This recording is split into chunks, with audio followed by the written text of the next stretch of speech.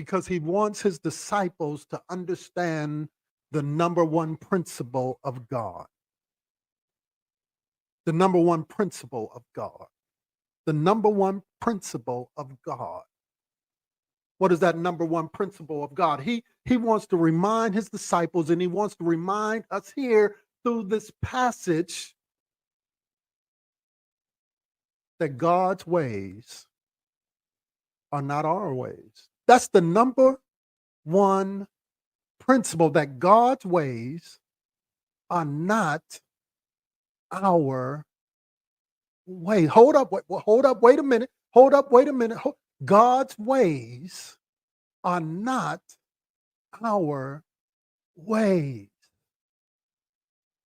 Not about work with God. It's about heart.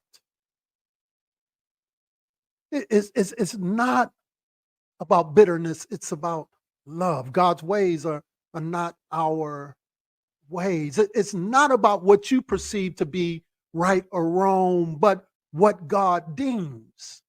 And for some, God, who is not the respecter of persons, it may seem sometimes that he is being unfair with you and being more fair with others, but God's ways are not our ways.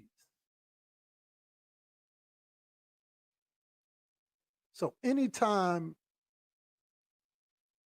you discount that, it leads to frustration. So I just want to leave you with that number one principle this morning, that God's ways are not our ways.